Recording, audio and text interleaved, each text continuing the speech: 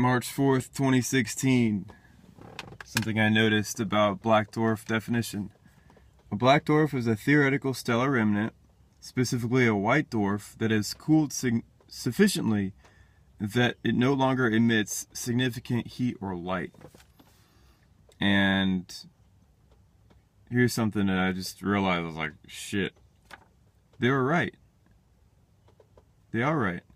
A black dwarf is a white dwarf that no longer emits heat or light. But it's not theoretical. Black dwarfs are comprised of rocks and minerals. The problem is how they connected the dots. If you'll notice, they took white dwarf and they just drew an arrow. Look, black dwarf.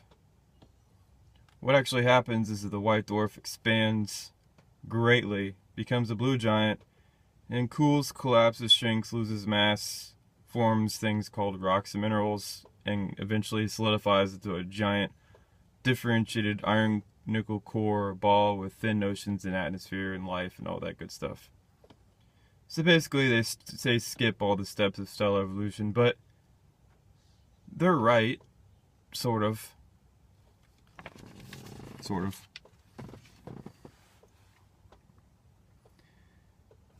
Also, says here, because the time required for a white dwarf to reach this state is calculated to be longer than the current age of the universe, 13.8 billion years, or whatever it is they make up next.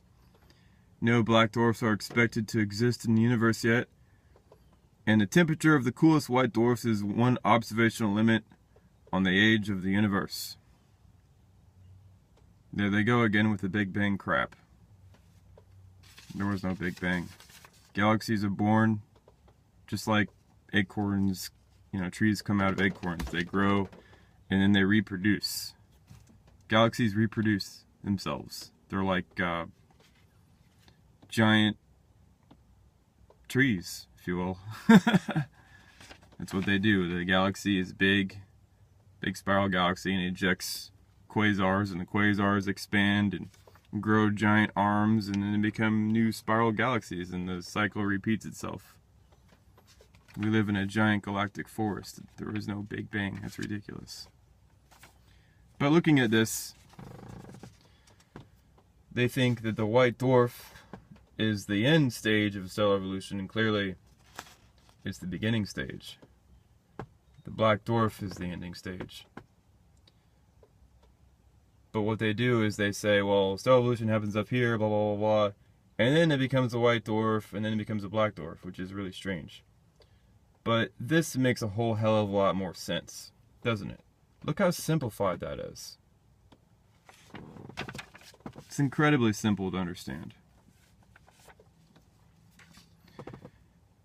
And of course I do another paper on the surface and the atmosphere of black dwarfs. This one's really funny. I want to read it out to you. A black dwarf would have a mainly smooth surface due to the black dwarf's high gravity with very few irregularities, such as mountains. Oops. The surface would also be dry with no surface volatile, such as water. Oops. The atmosphere of a black dwarf would consist mainly of carbon. Oops. And would contain no clouds or weather system due to the thinness of the atmosphere. There's oopses all over the place. High surface gravity? No. Low surface gravity. There's no mountains? Bullshit. What do you think the Himalayas are? The Alps. The Andes. The Rocky Mountains. The surface would also be dry. Okay, there are some dry areas like, the Sahara Desert and the Mojave Desert and, no surface volatile such as water. Well, there's water all over my car right now because it just rained last night, so there goes that theory. The atmosphere will mainly consist of carbon. Well, there's a little carbon dioxide, but it's mainly nitrogen, oxygen, argon, that kind of stuff. And would contain no clouds or weather system. Well, we have hurricanes, tornadoes, rain. There are huge weather systems on black dwarfs.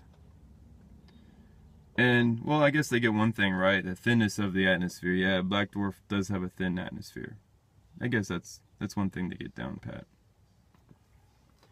But yeah, that's that. Another thing I wanted to show you guys is the importance of looking for deals. Go to thrift stores.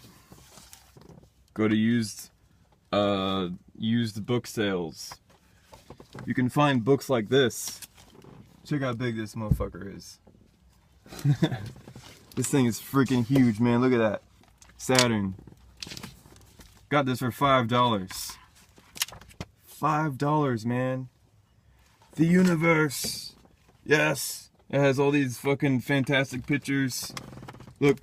Huge pictures of galaxies. You know. Oh my god. Look at this. It's fucking nuts. Every single page is full of these gigantic this is freaking wild, man. This book has to be around, I'd say about 12 inches tall, this direction, and easily around 15 to 16 inches wide. And then when you open it up, it's just like, bam. I was sitting on the couch earlier today trying to look at it, and I have to it's like the ultimate coffee table book, man. But I'm excited I found this deal. I can look for clues. Look for little stellar formations and stuff to see. I'm gonna flip it upside down for you. But you look for clues inside of these structures. You know, they've already taken the photographs, but now that we have a new theory to describe it, we can look at these photographs with fresh eyes. And we can find new things in them now that we have a new theory. But anyways, go to thrift stores.